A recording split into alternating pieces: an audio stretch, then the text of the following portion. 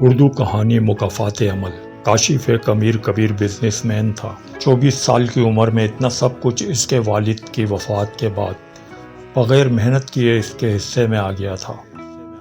اکلوتا ہونے کی وجہ سے لاڈ پیار اور ہر خواہش پوری ہونے کی وجہ سے خود غرض اور ضدی طبیعت ہو گیا تھا۔ ایک بار ایک خوبصورت لڑکی جاب کے لیے آئی تو کاشف اس کی سی وی دیکھتے ہوئے بولا، اچھا تو سنجیلا نام ہے آپ کا، آپ نے سمپل گریجویشن کی ہے، جاب کا تو کوئی تجربہ نہیں ہے؟ وہ بولی، جی سر، اب ابو کی ڈیتھ کے بعد مجبوری میں جاب کرنی پڑ رہی ہے، گھر کی بڑی ہوں، چھوٹا بھائی 9th میں پڑھ رہا ہے، گھر کے اخراجات ہیں۔ وہ رسمی طور پر سوال کر رہا تھا، اس پر پہلی نظر پڑتے ہی وہ دل دے بیٹھا تھا۔ کاشف نے اس کو اپنی پرسنل سیکریٹری رکھ لیا اور یوں وقت گزرتے اپنے پیار کا اظہار بھی کر دیا۔ سنجیلا ایک شریف سلجھی ہوئی لڑکی تھی۔ اس نے منع کیا، سر ہم غریب لوگ ہیں، ہمارا کوئی میل نہیں، پلیز آپ مجھے عزت سے جاب کرنے دیں۔ لیکن کاشف پر تو اسے حاصل کرنے کا بھوت سوار تھا۔ وہ کچھ دن بعد اس کے گھر پہنچ گیا اور سنجیلا کی ماں سے ہمدردی جتائی اور خود اسے راضی کر لیا۔ سنجیلا گھر آئی تو ماں نے ساری بات بتائی۔ سنجیلا غصہ ہو گئی، ماں آپ میری محبت میں یہ فیصلہ کر رہی ہیں کہ میری بیٹی عیش کرے، لیکن میرے اور کاشف سر کے اسٹینڈرڈ میں زمین آسمان کا فرق ہے۔ ماں نے سمجھایا کہ بیٹا جب میاں بیوی بن جاتے ہیں تو سب فرق ختم ہو جاتے ہیں۔ بس ماں نے قسم دی اور بھائی کا مستقبل آگے رکھا۔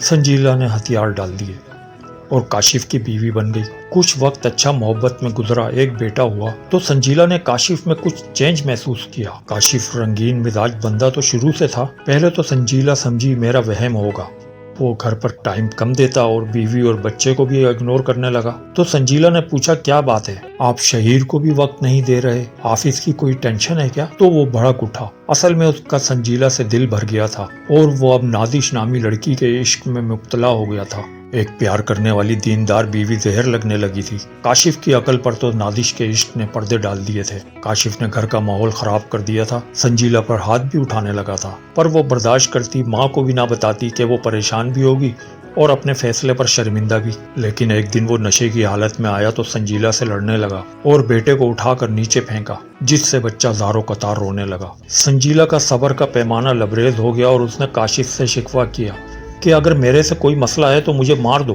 بچے کا کیا قصور ہے؟ وہ نشے میں لڑکھڑاتے ہوئے بولا، مجھے شادی کرنی ہے۔ سنجیلا بولی، کرنی ہے تو کر لو، یہ کون سا طریقہ ہے؟ شکر کرو کارپیٹ کی وجہ سے شہری بچ گیا، ورنہ۔ اس کے آگے کا جملہ اس کے حلق میں اٹک کر رہ گیا۔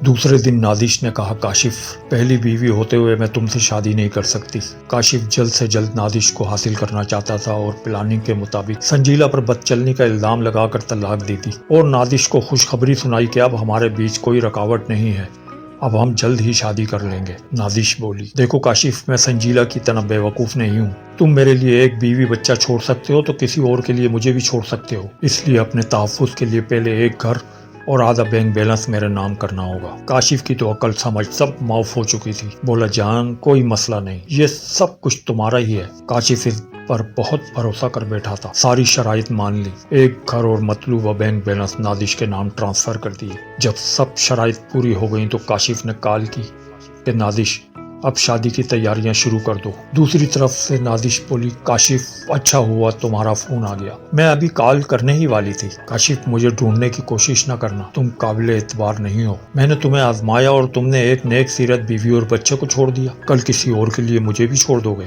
مجھے بہت افسوس ہے کہ میری وجہ سے سنجیلا کو طلاق ہوئی، شاید یہ اس کے حق میں بہتر ہی ہوا کہ ایک بے وفا کے ساتھ پوری زندگی گزارتی۔ اللہ حافظ۔ اور کاشف گم سم کان پر فون لگائے کبھی ہنستا اور کبھی روتا رہا۔ نادش کا ضمیر جاگا تو اس نے سنجیلا سے ملاقات کی اور معافی مانگی۔ سنجیلا نے دل سے معاف کر دیا۔ نادش نے مکان سیل کر کے سنجیلا کے اکاؤنٹ میں 2.30 کروڑ روپے جمع کرا دیے کہ تم اور بچہ عزت سے زندگی گزارنا، اور اپنے پیسے لے کر ملک سے باہر چلی گئی۔ سنجیلا اپنا بزنس کر رہی اور اس کا ماموں ذات جو اسے پسند کرتا تھا، اس نے سنجیلا کو اپنا لیا اور شہیر کو سگے باپ سے زیادہ پیار کرتا ہے، اور کاشف آج کل پاگل خانے میں زندگی گزار رہا ہے، نہ اپنا پتا ہے نہ دنیا کا۔ یہ مکافات عمل ہے۔